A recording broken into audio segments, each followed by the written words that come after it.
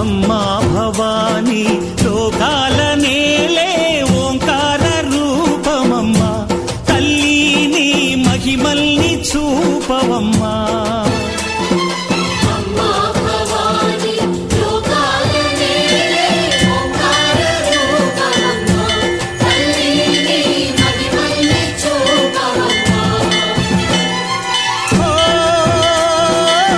సృష్టికే దీపమా, శక్తికే మూలమా, సింహరథమే నీదమ్మా. అమ్మ దుర్గమ్మ భక్తులను దీవించుమా.